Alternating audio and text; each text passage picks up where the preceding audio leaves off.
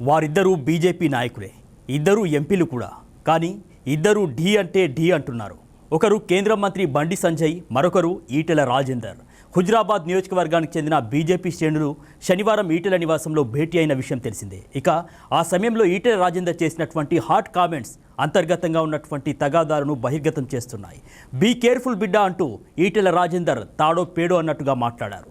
గత కొంతకాలంగా ఇద్దరి మధ్య ఉన్నటువంటి గ్యాప్ ఈ వ్యాఖ్యలతో మరింత పెరిగిందనే అభిప్రాయాలు వ్యక్తమవుతున్నాయి. బీజేపీ రాష్ట్ర అధ్యక్ష పదవి ఈటెల రాజేందర్ ఆశించినా ఆయనకు దక్కలేదు. మరోవైపు హుజురాబాద్లో తన వర్గాన్ని కాపాడుకోవాల్సిన అనివార్య పరిస్థితులు ఆయనకు వచ్చాయంటూ కూడా రాజకీయ విశ్లేషణలు వినిపిస్తున్నాయి. ఇక ఈ పోరాటంలో చావో రేవో తేల్చుకోవాల్సినటువంటి పరిస్థితి ఉందంటూ కూడా అంటున్నారు. ఇక తనను నమ్ముకున్న వారి కోసం రాజేందర్ ఎటువైపు అడుగులు వేస్తారనేది కూడా ప్రస్తుతం సర్వత్రా ఆసక్తికరంగా మారింది. బీఆర్ఎస్ నుంచి ఈటెల రాజేందర్ను వెళ్లగొట్టిన తర్వాత రాష్ట్రంలోని కాంగ్రెస్ సహా ఇతర పార్టీలకు చెందినటువంటి కీలక నాయకులతో అప్పట్లో ఆయన సమావేశాలు నిర్వహించారు. ఇక ఈటెలను బీజేపీలో చేర్చుకునే ప్రతిపాదనను అప్పట్లో బీజేపీలో ఉన్నటువంటి వివేక్ వెంకటస్వామి ద్వారా అప్పటి తెలంగాణ రాష్ట్ర అధ్యక్షుడిగా ఉన్నటువంటి బండి సంజయ్కు చేరిందని చెబుతారు. బీజేపీ అధినాయకత్వంతో చర్చించేందుకు బండి ప్రయత్నించారని, కానీ అధిష్టానం ఇతర రాష్ట్రాల్లోని రాజకీయ పరిస్థితులు కావచ్చు, అదేవిధంగా పనుల ఒత్తిడితో కావచ్చు ఫోకస్ చేయలేదనేటటువంటి ప్రచారం కూడా జరిగింది. ఇక ఆ సమయంలోనే కిషన్ రెడ్డి చొరవ చేసి అమిత్ షాతో చర్చించడంతో ఈటెల బీజేపీలో చేరికకు గ్రీన్ సిగ్నల్ వచ్చిందని అప్పట్లో చర్చలు జరిగాయి. ఇక ఈటెల రాజేందర్ను పార్టీలో చేర్చుకునే విషయంలో బండి సంజయ్కు సమాచారం ఇచ్చినా సరిగా స్పందించలేదనే ఫీడ్బ్యాక్ అప్పట్లో పార్టీ పెద్దలకు వెళ్ళిందనే అభిప్రాయాలు కూడా ఉన్నాయి. తనతో కాకుండా కిషన్ రెడ్డి ద్వారా పావులు కదపడం తనను ఇబ్బందికి గురి చేసిందని బండి సంజయ్ తన సన్నిహితుల వద్ద అసంతృప్తి వెళ్లగక్కారనే ప్రచారం కూడా సాగింది. ఇక్కడ తొలి వైరుధ్యం నెలకొన్నదని చెప్తారు. రోజులు గడుస్తున్న కొద్దీ ఆ అంతరం పెరుగుతూ వస్తుందని అంటున్నారు. ఇక బీజేపీలో చేరి హుజురాబాద్ ఉప ఎన్నికల్లో ఈటెల గెలిచారు. ఇక రాజేందర్ గెలుపు అప్పట్లో బీఆర్ఎస్కు పెద్ద షాక్. యావత్ పార్టీ యంత్రాంగాన్ని నియోజకవర్గంలో దింపినా కూడా దళిత బంధు పేరిట భారీ పథకాన్ని మొత్తం నియోజకవర్గానికి వర్తింపచేసినా కూడా బీఆర్ఎస్ అక్కడ ఓడిపోయింది. రాజేందర్కు బీజేపీ నాయకత్వం వద్ద పలుకుబడి మరింత పెరిగేందుకు ఈ విజయం దోహదపడిందని చెప్తా ఉంటారు. అయితే అమిత్ షా కూడా రాజేందర్కు టాప్ ప్రయారిటీ ఇస్తారనేది బీజేపీ వర్గాల్లో టాక్.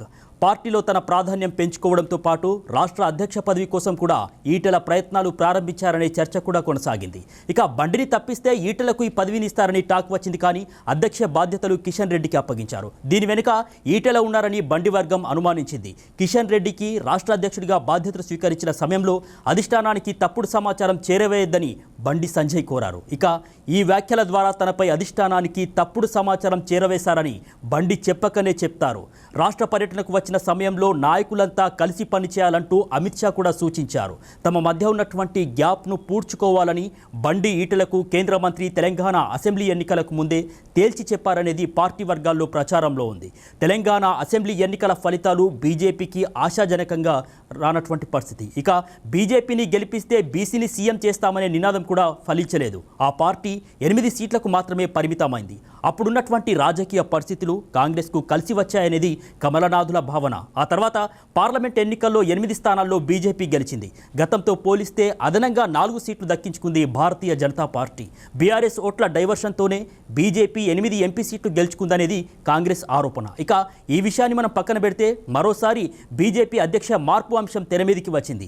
ఈటెల రాజేందర్, ధర్మపురి అరవింద్, ఎన్ రామచంద్రరావు పేర్లు తెరమీదికి వచ్చాయి.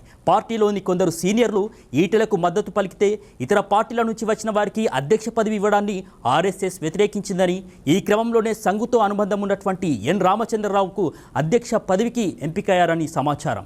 ఈటెల రాజేందర్ విద్యార్థి దశలో ఒక లెఫ్టిస్ట్ రాజకీయ కారణాలతో బీజేపీలో చేరారు. బీజేపీలో తొలుత ఆయనకు ప్రాధాన్యం ఉండింది. క్రమంగా అది తగ్గుతూ వచ్చింది. బీసీ నాయకుడిగా కూడా ఆయన పార్టీలో అధిష్టానం పెద్దపీట వేసిందంటారు. ఇతర పార్టీల నుంచి బీజేపీలో చేరిన వారికి కీలక పదవులు కట్టబెట్టకుండా ఆర్ఎస్ఎస్ అడ్డుపడుతోంది.